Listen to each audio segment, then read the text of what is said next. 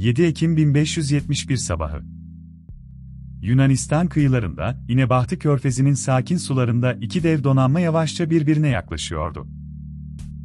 Birkaç saat sonra, Akdeniz'in yüzyıllardır süren dengesi tek bir günde altüst olacak, tarih yeniden yazılacaktı. Osmanlı donanmasının bir asırdır süregelen yenilmezlik efsanesinin sonu olacaktı. Peki koca bir imparatorluğun deniz gücünü simgeleyen bu dev filo, nasıl bu kadar hızlı ve bu kadar ağır bir şekilde çökebildi? Hikaye birkaç ay öncesine, 1571 yazına uzanıyor.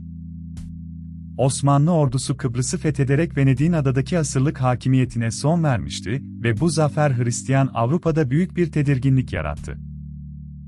Ve Pius'un çağrısıyla İspanya Krallığı, Venedik Cumhuriyeti ve Papalık, Kutsal İttifak adı altında ortak bir donanma kurdu.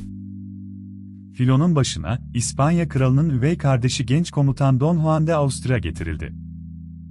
Sicilya'daki Messina limanında toplanan ittifak filosu yaklaşık 200 kadırgadan oluşuyordu.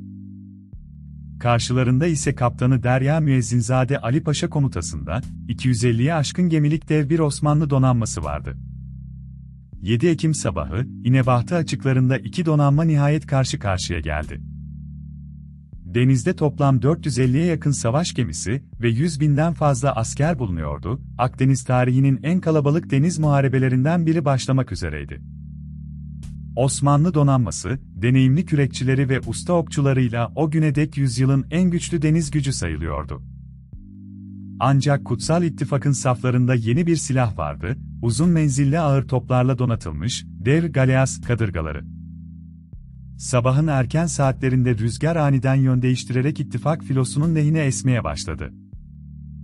Deneyimli Osmanlı denizcileri için bile bu küçük ama kritik değişim, savaşın kaderini belirleyecek ilk işaretlerden biri oldu. Muharebenin merkezinde iki amiral gemisi doğrudan çarpıştı. Ali Paşa'nın Sultana adlı kadırgası ile Don Juan'ın gemisi, kancalarla birbirine kenetlenerek göğüs göğüse bir çatışmaya sürüklendi. Yakın dövüş saatlerce sürdü ve güverteler kılıç seslerine, ok yağmuruna sahne oldu.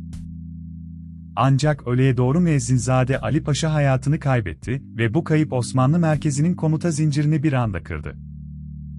Sağ kanatta Osmanlı gemileri kıyıya sıkışarak manevra kabiliyetini yitirdi ve ağır kayıplar verdi. Sol kanatta ise tecrübeli denizci Uluç Ali Reis, rakip filoyu yararak geçici de olsa bir üstünlük sağlamayı başardı. Ne var ki merkezdeki çöküş artık geri döndürülemezdi.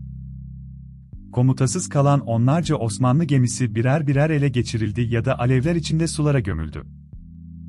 Kadırgaların güvertesinde zincirli olarak kürek çeken binlerce Hristiyan forsa, savaşın kargaşası içinde beklenmedik biçimde özgürlüğüne kavuştu. Dönemin tanıkları bu sahneyi, muharebenin en çarpıcı ve en insani anlarından biri olarak aktarmıştır. Akşam çöktüğünde tablo artık netti, yaklaşık 200 Osmanlı gemisi ya batmış ya da ele geçirilmişti. On binlerce Osmanlı denizcisi ve askeri, o tek gün içinde hayatını kaybetmişti. Uluç Ali Reis, elinde kalan 40 kadar gemiyle savaş alanından düzenli bir şekilde çekilmeyi başaran tek Osmanlı komutanı oldu. Yanında, ele geçirdiği Malta şövalyelerine ait bir sancağı ganimet olarak İstanbul'a getirdi. Yenilgi haberi İstanbul'a ulaştığında sarayda derin bir sarsıntı yaşandı, bu, yüzyılın en ağır deniz felaketiydi. Sadrazam Sokollu Mehmet Paşa'nın söylediği aktarılan sözler dönemin ruhunu özetler, Osmanlı'nın asıl gücü gemilerde değil, imparatorluğun uçsuz bucaksız kaynaklarındaydı. Nitekim aradan bir yıl bile geçmeden yeni ve daha büyük bir donanma tersanelerden denize indirildi. Ama o tek günde kaybedilen deneyimli denizciler, okçular ve usta gemiciler bir daha hiçbir zaman eskisi gibi yerine konamadı. İnebahtı, Osmanlı'nın Akdeniz'deki mutlak deniz üstünlüğünü sona erdiren simgesel bir dönüm noktası olarak tarihe geçti.